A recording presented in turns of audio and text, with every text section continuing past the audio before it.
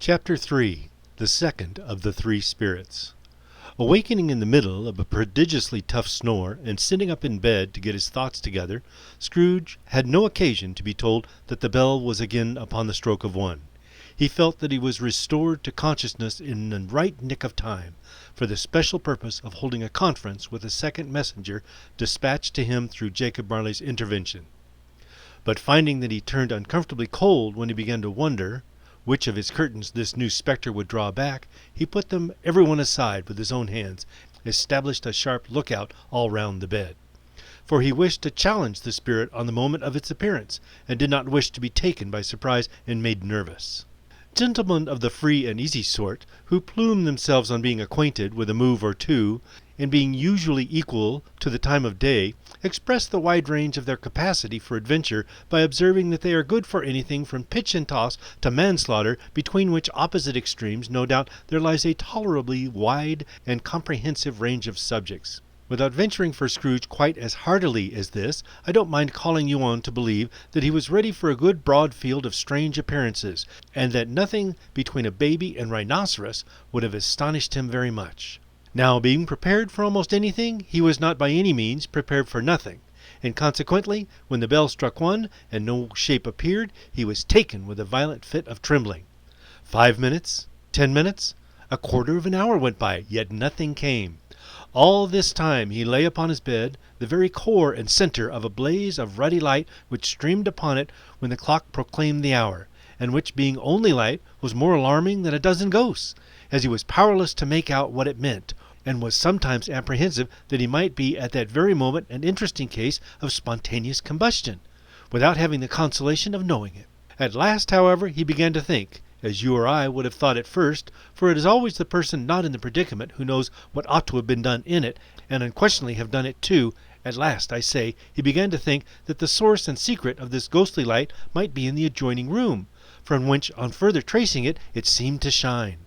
This idea taking full possession of his mind, he got up softly and shuffled in his slippers to the door. The moment Scrooge's hand was on the lock, a strange voice called him by his name and bade him enter. He obeyed. It was his own room, there was no doubt about that, but it had undergone a surprising transformation. The walls and ceiling were so hung with living green that it looked a perfect grove, from every part of which bright gleaming berries glistened. The crisp leaves of holly, mistletoe, and ivy reflected back the light, as if so many little mirrors had been scattered there, and such a mighty blaze went roaring up the chimney as that dull petrification of a hearth had ever known in Scrooge's time, or Marley's, or for many and many a winter season gone. Heaped up on the floor to form a kind of throne were turkeys, geese, game, poultry, brawn, great joints of meat, suckling pigs, long wreaths of sausages, mince pies, plum puddings, barrels of oysters, red-hot chestnuts, cherry-cheeked apples, juicy oranges, luscious pears, immense twelfth cakes, and seething bowls of punch that made the chamber dim with their delicious steam. In each state upon this couch there sat a jolly giant, glorious to see, who bore a glowing torch, in shape not unlike Plenty's horn, and held it up, high up, to shed its light on Scrooge as he came peeping around the door. "Come in!" exclaimed the ghost. "Come in, and know me better, man!" Scrooge entered timidly, and hung his head before the spirit. He was not the dogged Scrooge he had been, and though the spirit's eyes were clear and kind, he did not like to meet them. "I am the ghost of Christmas present," said the spirit. "Look upon me." Scrooge reverently did so. It was clothed in one simple green robe, or mantle, bordered with white fur. This garment hung so loosely on the figure that its capacious breast was bare, as if disdaining to be warded or concealed by any artifice. Its feet, observable beneath the ample folds of the garment, were also bare, and on its head it wore no other covering than a holly wreath, set here and there with shining icicles.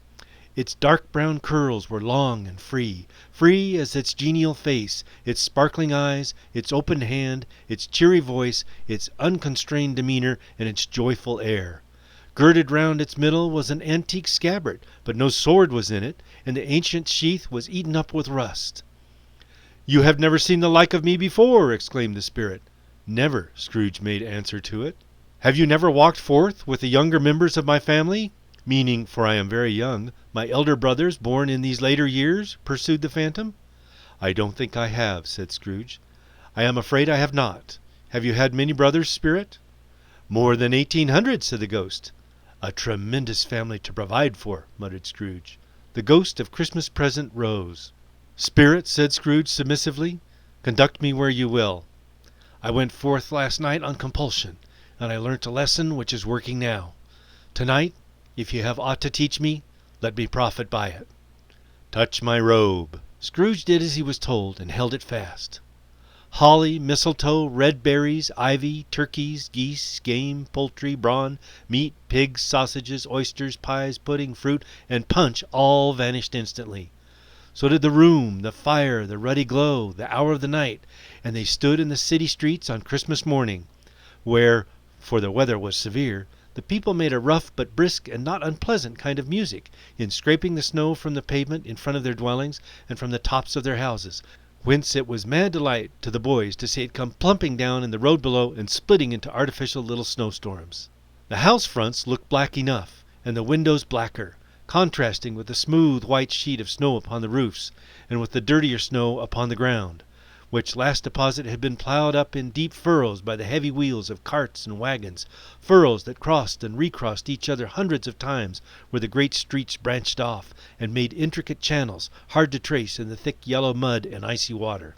The sky was gloomy, and the shortest streets were choked up with a dingy mist, half thawed, half frozen, whose heavier particles descended in a shower of sooty atoms, as if all the chimneys in Great Britain had, by one consent, caught fire and were blazing away to their dear hearts' content. There was nothing more cheerful in this climate over the town, and yet was there an air of cheerfulness abroad that the clearest summer air and brightest summer sun might have endeavored to diffuse in vain. For the people who were shoveling away on the housetops were jovial and full of glee, calling out to one another from the parapets, and now and then exchanging a fastidious snowball, better-natured missile far than many a wordy jest, laughing heartily as if it went right, and not less heartily if it went wrong. The poulterers' shops were still half open, and the fruiterers were radiant in their glory. There were great, round, pot-bellied baskets of chestnuts, shaped like the waistcoats of jolly old gentlemen, lolling at the doors and tumbling out into the street in their apoplectic opulence. There were ruddy, brown-faced, broad-girthed Spanish onions, shining in the fatness of their growth like Spanish friars, and winking from their shelves in wanton slyness at the girls as they went by and glanced demurely at the hung-up mistletoe. There were pears and apples, clustered high in blooming pyramids. There were bunches of grapes made in the shopkeeper's benevolence to dangle with conspicuous hooks, that people's mouths might water gratis as they passed. There were piles of filberts, mossy and brown, recalling in their fragrance ancient walks among the woods, and pleasant shufflings ankle-deep through the withered leaves. There was Norfolk biffins, squat and swarthy, setting off the yellow of the oranges and lemons, and in the great compactness of their juicy persons, urgently entreating and beseeching to be carried home in paper bags and eaten after dinner. The very gold and silver fish set forth among these choice fruits in a bowl, though members of a dull and stagnant-blooded race, appeared to know that there was something going on, and to a fish went gasping round and round their little world in slow and passionless excitement. The grocers, oh, the grocers! Nearly closed, with perhaps 2 shutters down, or 1, but through those gaps such glimpses. It was not alone that the scales descended on the counter made a merry sound, or that the twine and roller parted company so briskly, or that the canisters were rattled up and down like juggling tricks, or even that the blended scents of tea and coffee were so grateful to the nose, or even that the raisins were so plentiful and rare, the almonds so extremely white, the sticks of cinnamon so long and straight, the other spices so delicious, the candied fruits so caked and spotted with molten sugar as to make the coldest looker-on feel faint and subsequently bilious. Nor was it that the figs were moist and pulpy, or that the French plums blushed in modest tartness from their highly decorated boxes, or that everything was good to eat and in its Christmas dress. But the customers were all so hurried and so eager in the hopeful promise of the day that they tumbled up against each other at the door, crashing their wicker baskets wildly, and left their purchases upon the counter, and came running back to fetch them, and committed hundreds of the like mistakes in the best humor possible, while the grocer and his people were so frank and fresh that the polished hearts with which they fastened their aprons behind might have been their own, worn outside for general inspection and for Christmas daws to peck at if they chose. But soon the steeples called good people all to church and chapel, and away they came, flocking through the streets in their best clothes and with their gayest faces. And at the same time there emerged from scores of by-streets, lanes, and nameless turnings innumerable people, carrying their dinners to the bakers' shops. The sight of these poor revelers appeared to interest the spirit very much, for he stood with Scrooge beside him in a baker's doorway, and taking off the covers as the bearers passed, sprinkled incense on their dinners from his torch. And it was a very common kind of torch, for once or twice when there were angry words between some dinner carriers who had jostled each other, he shed a few drops of water on them from it, and their good humor was restored directly. For they said it was a shame to quarrel upon Christmas Day, and so it was, God love it, so it was. In time the bells ceased, and the bakers were shut up, and yet there was a genial shadowing forth of all these dinners and the progress of their cooking, in the thawed blotch of wet above each baker's oven, where the pavement smoked as if its stones were cooking too. "Is there a peculiar flavor in what you sprinkle from your torch?" asked Scrooge. "There is, my own." "Would it apply to any kind of dinner on this day?" asked Scrooge. "To any kindly given, to a poor one most." "Why to a poor one most?" asked Scrooge. "Because it needs it most." "Spirit," said Scrooge, after a moment's thought, "I wonder you, of all the beings in the many worlds about us, should desire to cramp these people's opportunities of innocent enjoyment." "I!" cried the spirit. "You would deprive them of their means of dining every seventh day, often the only day in which they can be said to dine at all," said Scrooge. "Wouldn't you?" "I!" cried the spirit. "You seek to close these places on the seventh day," said Scrooge, "and it comes to the same thing." "I seek!" exclaimed the spirit. "Forgive me if I am wrong. It has been done in your name, or at least that of your family," said Scrooge. "There are some upon this earth of yours," returned the spirit, "who lay claim to know us, and who do their deeds of passion, pride, ill will, hatred, envy, bigotry, and selfishness in our name, who are as strange to us and all our kith and kin as if they had never lived. Remember that, and charge their doings on themselves, not us." Scrooge promised that he would, and they went on, invisible as they had been before, into the suburbs of the town. It was a remarkable quality of the ghost, which Scrooge had observed at the baker's, that notwithstanding his gigantic size, he could accommodate himself to any place with ease, and that he stood beneath the low roof quite as gracefully and like a supernatural creature as it was possible he could have done in any lofty hall. And perhaps it was the pleasure the good spirit had in showing off this power of his, or else it was his own kind, generous, hearty nature, and his sympathy with all poor men, that led him straight to Scrooge's clerk's, for there he went, and took Scrooge with him, holding to his robe, and on the threshold of the door the spirit smiled and stopped to bless Bob Cratchit's dwelling with the sprinkling of his torch. Think of that! Bob had but 15 bob a week himself. He pocketed on Saturdays but 15 copies of his Christian name, and yet the ghost of Christmas present blessed his 4-roomed house. Then up rose Mrs. Cratchit, Cratchit's wife, dressed out but poorly in a twice-turned gown, but brave in ribbons, which are cheap and make a goodly show for 6pence, and she laid the cloth, assisted by Belinda Cratchit, second of her daughters, also brave in ribbons, while Master Peter Cratchit plunged a fork into the saucepan of potatoes, and getting the corners of his monstrous shirt-collar, Bob's private property, conferred upon his son and heir in honor of the day, into his mouth,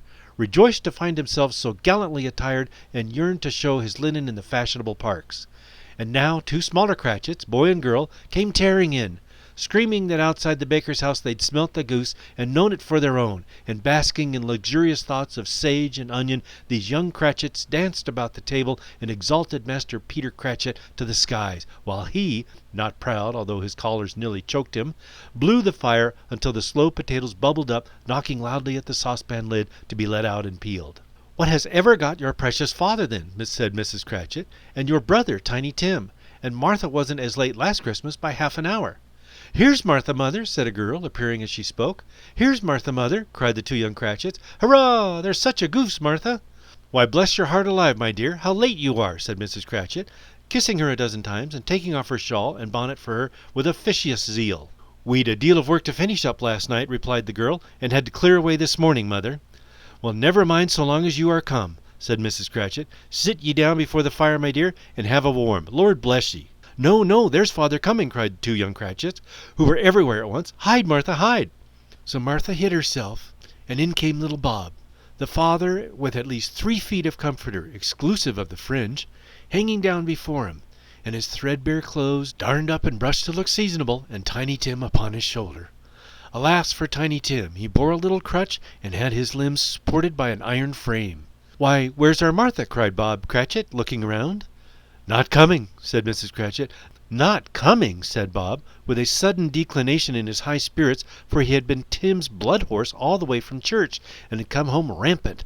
"Not coming on Christmas Day?" Martha didn't like to see him disappointed, if it were only in joke, so she came out prematurely from behind the closet door and ran into his arms, while the 2 young Cratchits hustled Tiny Tim and bore him off into the wash-house that he might hear the pudding singing in the copper. "And how did little Tim behave?" asked Mrs. Cratchit, when she had rallied Bob on his credulity and Bob had hugged his daughter to his heart's content. "As good as gold," said Bob, "and better. Somehow he gets thoughtful sitting by himself so much, and he thinks the strangest things you ever heard. He told me that he hoped the people saw him in the church, because he was a cripple, and it might be pleasant to them to remember, upon Christmas Day, who made lame beggars walk and blind men see." Bob's voice was tremulous when he told them this, and trembled more when he said that Tiny Tim was growing strong and hearty. His active little crutch was heard upon the floor, and back came Tiny Tim before another word was spoken, escorted by his brother and sister to a stool before the fire, and while Bob, turning up his cuffs, as if, poor fellow, they were capable of being made more shabby, compounded some hot mixture in a jug with gin and lemons, and stirred it round and round, and put it on the hob to simmer.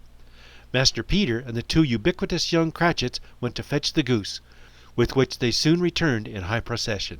Such a bustle ensued that you might have thought the goose was the rarest of all birds, a feathered phenomenon, to which a black swan was a matter of course, and in truth it was something very like it in that house.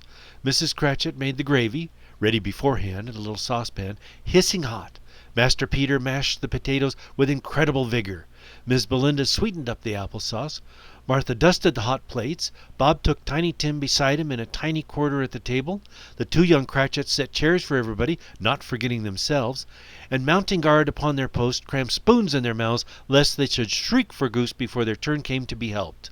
At last the dishes were set on, and grace was said. It was succeeded by a breathless pause, as Mrs. Cratchit, looking slowly all around the carving knife, prepared to plunge it in the breast. But when she did, and when the long-expected gush of stuffing issued forth, one murmur of delight arose all round the board, and even Tiny Tim, excited by the 2 young Cratchits, beat on the table with the handle of his knife, and feebly cried, "Hurrah!" There never was such a goose. Bob said he didn't believe there ever was such a goose cooked. Its tenderness and flavor, size and cheapness, were the themes of universal admiration. Eked out by apple sauce and mashed potatoes, it was a sufficient dinner for which the family, indeed, as Mrs. Cratchit said with great delight, surveying one small atom of a bone upon the dish, they hadn't ate it all at last. Yet every one had had enough, and the youngest Cratchits in particular were steeped in sage and onion to the eyebrows. But now, the plates being changed by Miss Belinda, Mrs. Cratchit left the room alone, too nervous to bear witness, to take the pudding up and bring it in. Suppose it should not be done enough? Suppose it should break in turning out? Suppose somebody should have got over the wall of the backyard and stolen it while they were merry with the goose, a supposition at which the 2 young Cratchits became livid. All sorts of horrors were supposed. Hello! A great deal of steam. The pudding was out of the copper. A smell like a washing day. That was the cloth. A smell like an eating house, and a pastry cook's next door to each other, with a laundress next door to that. That was the pudding.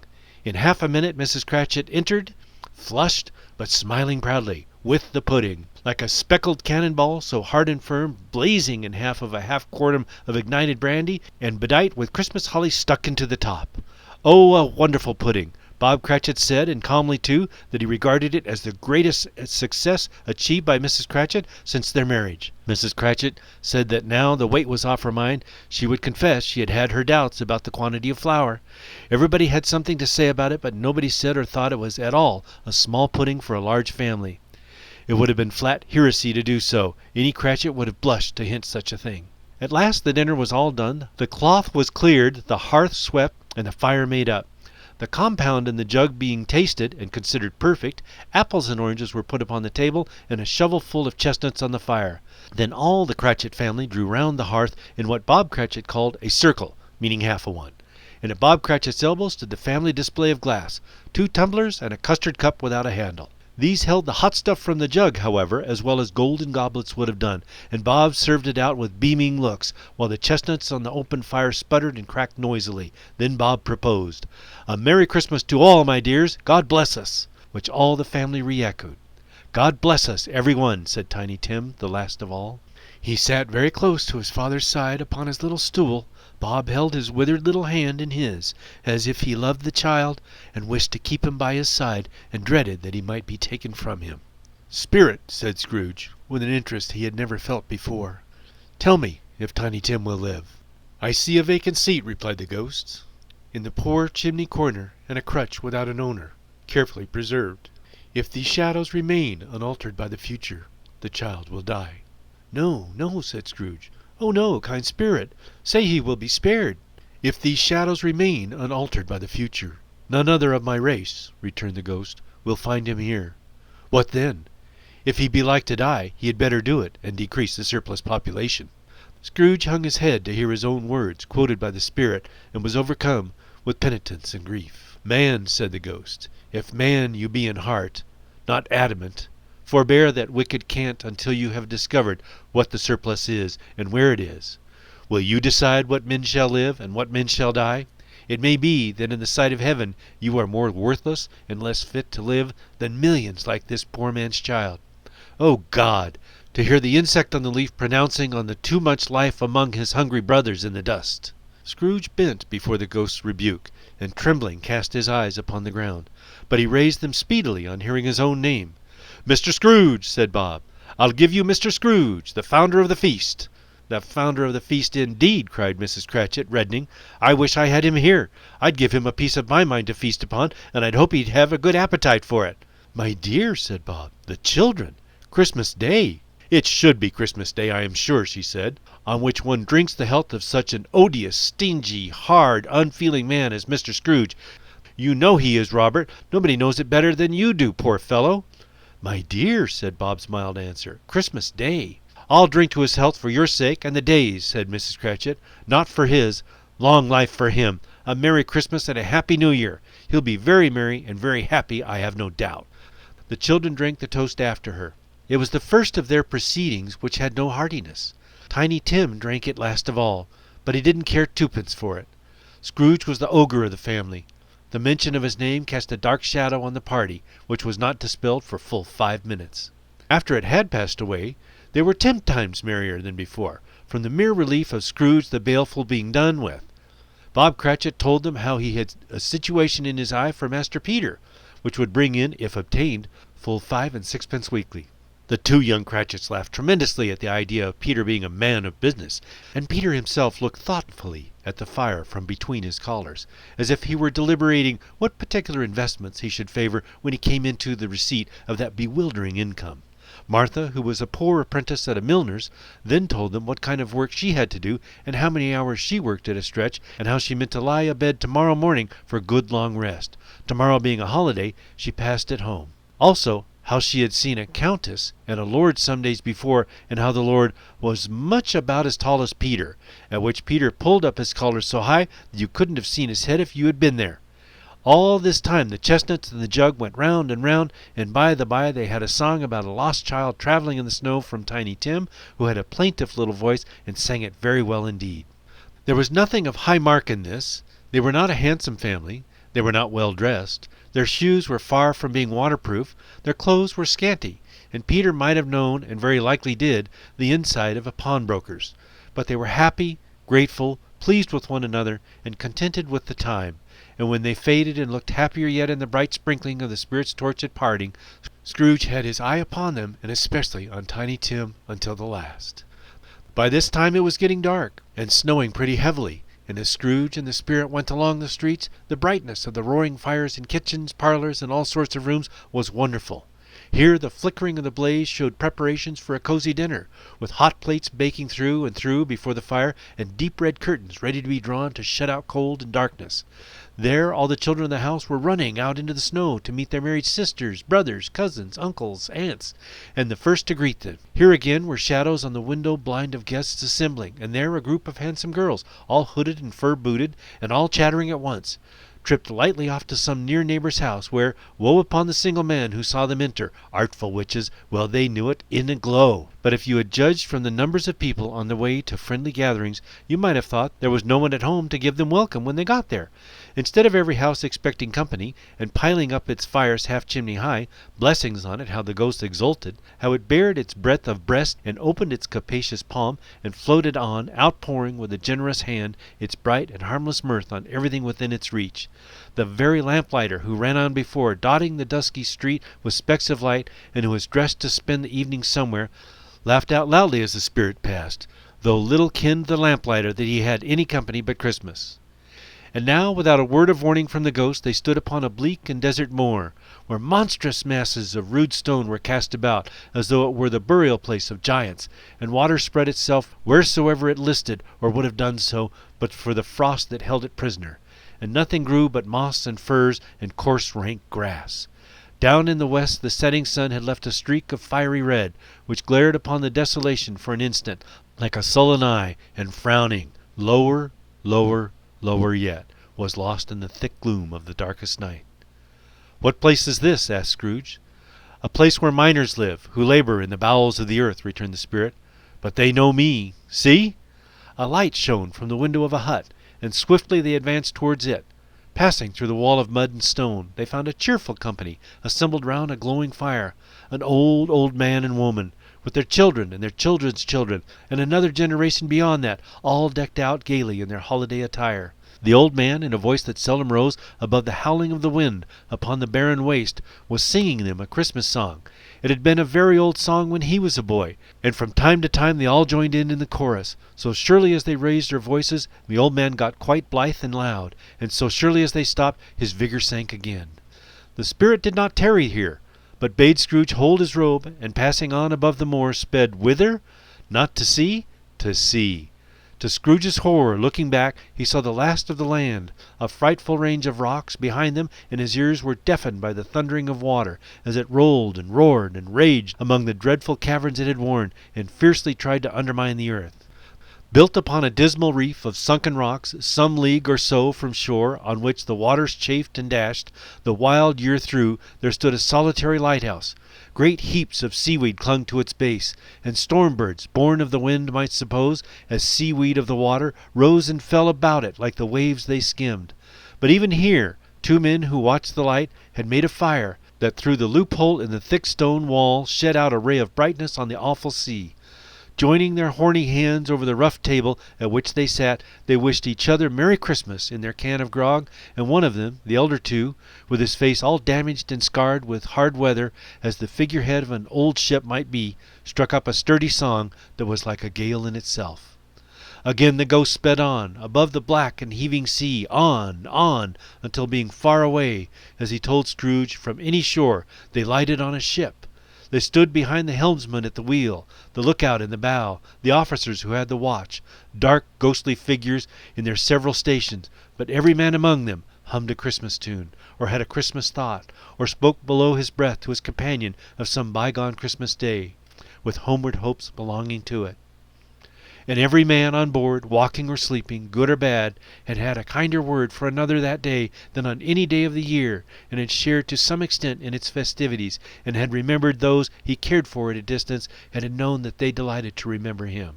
It was a great surprise to Scrooge, while listening to the moaning of the wind, and thinking what a solemn thing it was to move on through the lonely darkness over an unknown abyss, whose depths were secrets as profound as death. It was a great surprise to Scrooge, while thus engaged, to hear a hearty laugh. It was a much greater surprise to Scrooge to recognize it as his own nephew's, and to find himself in a bright, dry, gleaming room, with the spirit standing smiling by his side, and looking at that same nephew with approving affability. "Ha, ha, ha!" laughed Scrooge's nephew. "Ha, ha, ha, ha!" If you should happen, by any unlikely chance, to know a man more blessed in a laugh than Scrooge's nephew, all I can say is, I should like to know him too. Introduce him to me, and I'll cultivate his acquaintance. It is a fair, even-handed, noble adjustment of things, that while there is infection and disease and sorrow, there is nothing in the world so irresistible contagious as laughter and good humor. When Scrooge's nephew laughed in this way, holding his sides, rolling his head, twisting his face into the most extravagant contortion, Scrooge's niece, by marriage, laughed as heartily as he, and their assembled friends, being not a bit behindhand, roared out lustily. "Ha ha ha ha ha ha! He said that Christmas was a humbug, as I live!" cried Scrooge's nephew. "He believed it, too." "More shame for him, Fred," said Scrooge's niece indignantly. "Bless these women, they never do anything by halves. They're always in earnest." She was very pretty, exceedingly pretty, with a dimpled, surprised-looking capital face, a ripe little mouth that seemed made to be kissed, as no doubt it was, all kinds of good little dots about her chin that melted into one another when she laughed, and the sunniest pair of eyes you ever saw in any little creature's head. Altogether she was what you would have called provoking, you know, but satisfactory too. Oh, perfectly satisfactory. "He's a comical old fellow," said Scrooge's nephew. "That's the truth, and not so pleasant as he might be. However, his offences carry their own punishment, and I have nothing to say against him."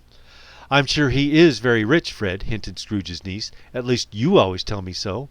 "Well, what of that?" said Scrooge's nephew. "His wealth is of no use to him. He don't do any good with it. He don't make himself comfortable with it. He hasn't the satisfaction of thinking that he's ever going to benefit us with it." "I have no patience with him," observed Scrooge's niece. Scrooge's niece's sister and all the other ladies expressed the same opinion. "Oh, I have," said Scrooge's nephew. "I am sorry for him. I couldn't be angry with him if I tried. Who suffers by his ill whims? Himself, always. Here he takes it into his head to dislike us, and he won't come and dine with us. What's the consequence? He don't lose much of a dinner." "Indeed, I think he loses a very good dinner," interrupted Scrooge's niece. Everybody else said the same, and they must be allowed to have been competent judges, because they just had dinner, and, with dessert upon the table, were clustered round the fire by lamplight. "Well, I'm very glad to hear it," said Scrooge's nephew, "because I haven't great faith in these young housekeepers. What do you say, Topper?" Topper had clearly got his eye upon one of Scrooge's niece's sisters, for he answered that a bachelor was a wretched outcast who had no right to express an opinion on the subject, whereat Scrooge's niece's sister, the plump one with the lace tucker, not the one with the roses, blushed. "Do go on, Fred," said Scrooge's niece, clapped her hands. "He never finishes what he begins to say. He's such a ridiculous fellow." Scrooge's nephew revelled in another laugh, and it was so impossible to keep the infection off, though the plump sister tried hard to do it with aromatic vinegar. His example was unanimously followed. "I was only going to say," said Scrooge's nephew, "that the consequence of his taking a dislike to us, and not making merry with us, as I think, that he loses some pleasant moments, which could do him no harm. I am sure he loses pleasanter companions than he can find in his own thoughts, either in his mouldy office or his dusty chambers. I mean to give him the same chance every year, whether he likes it or not, for I pity him. He may rail at Christmas till he dies, but he can't help thinking better of it. I defy him. If he finds me going there in good temper year after year and saying, 'Uncle Scrooge, how are you?' if it only puts him in the vein to leave his poor clerk £50, that's something. And I think I shook him today." It was their turn to laugh now at the notion of his shaking Scrooge, but being thoroughly good-natured, and not much caring what they laughed at, so that they laughed at any rate, he encouraged them in their merriment and passed the bottle joyously. After tea they had some music, for they were a musical family, and knew what they were about. When they sung a glee or catch, I can assure you, especially Topper, who could growl away in the bass like a good one, and never swell the large veins in his forehead, or get red in the face over it.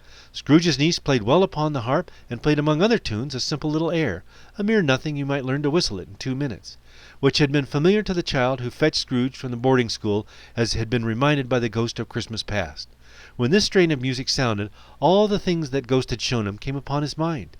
He softened more and more, and he thought that if he could have listened to it often, years ago, he might have cultivated the kindness of life for his own happiness with his own hands, without resorting to the sexton's spade that buried Jacob Marley.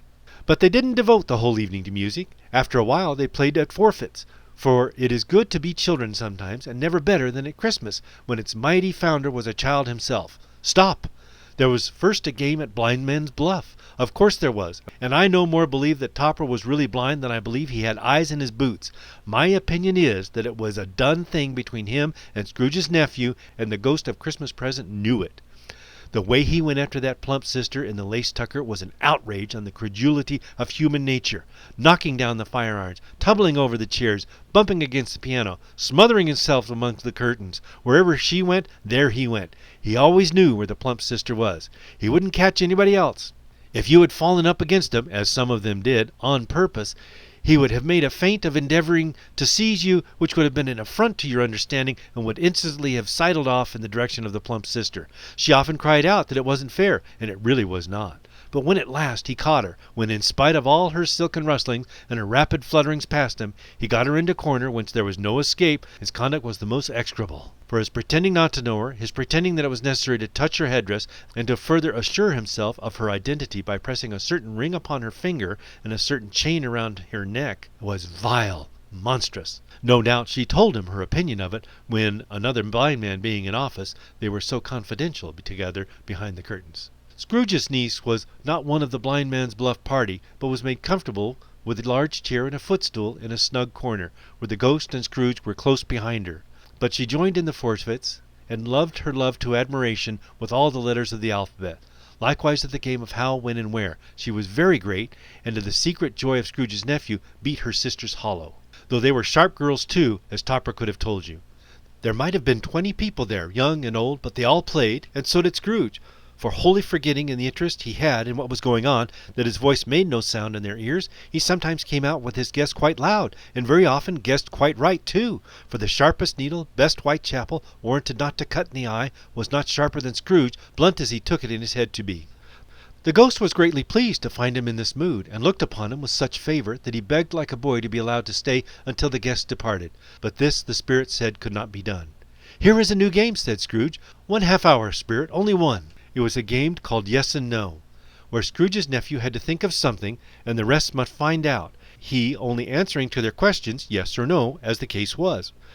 The brisk fire of questioning to which he was exposed elicited him that he was thinking of an animal, a live animal, rather a disagreeable animal, a savage animal, an animal that growled and grunted sometimes, and talked sometimes, and lived in London, and walked about the streets, and wasn't made a show of, and wasn't led by anybody, and didn't live in a menagerie, and was never killed in a market, and was not a horse, or an ass, or a cow, or a bull, or a tiger, or a dog, or a pig, or a cat, or a bear.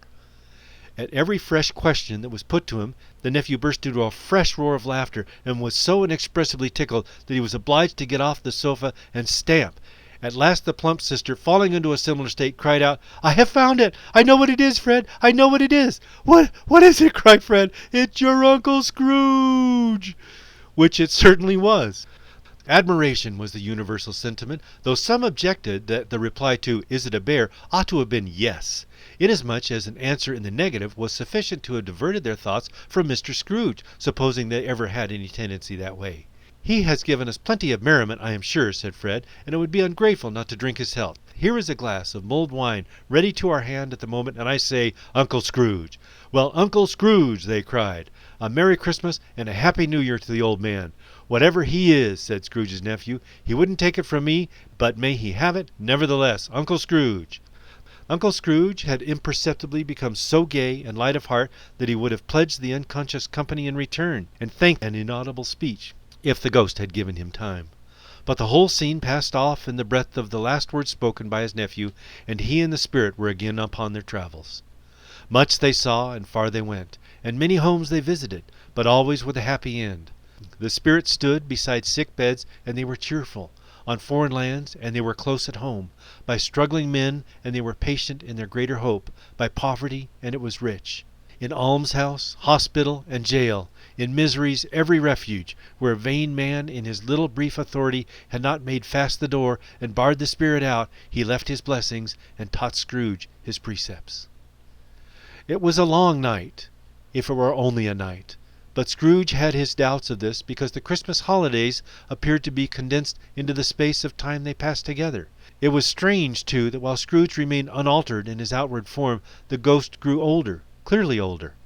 Scrooge had observed this change, but never spoke of it until they left a children's Twelfth Night party, when, looking at the spirit as they stood together in an open place, he noticed that its hair was gray. "Are spirits' lives so short?" asked Scrooge. "My life upon this globe is very brief," replied the ghost. "It ends tonight." "Tonight!" cried Scrooge. "Tonight at midnight. Hark! The time is drawing near." The chimes were ringing the quarters past 11 at that moment.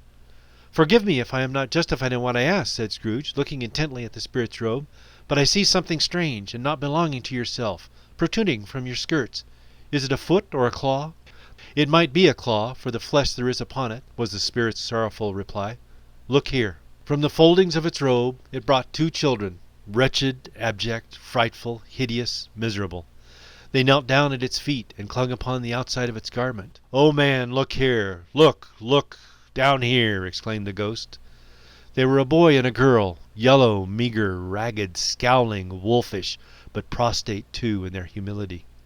Where graceful youth should have filled their figures out and touched them with its freshest tints, a stale and shriveled hand like that of age had pinched and twisted them and pulled them into shreds.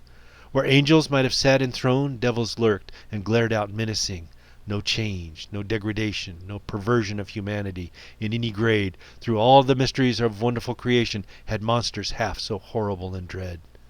Scrooge started back, appalled. Having them shown to him in this way, he tried to say they were fine children, but the words choked themselves rather than be a party to a lies of such enormous magnitude. "Spirit, are they yours?" Scrooge could say no more. "They are man's," said the spirit, looking down upon them, "and they cling to me, appealing from their fathers. The boy is ignorance, this girl is want. Beware them both, in all their degree, but most of all beware this boy.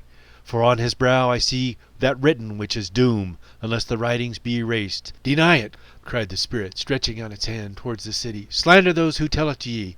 Admit it for your factitious purposes, and make it worse, and bide the end." "Have they no refuge or resource?" cried Scrooge. "Are there no prisons?" said the spirit, turning on him for the last time with his own words. "Are there no workhouses?" The bell struck 12. Scrooge looked about him for the ghost, and saw it not. As the last stroke ceased to vibrate, he remembered the prediction of old Jacob Marley, and lifted up his eyes, beheld a solemn phantom, draped and hooded, coming, like a mist along the ground, towards him.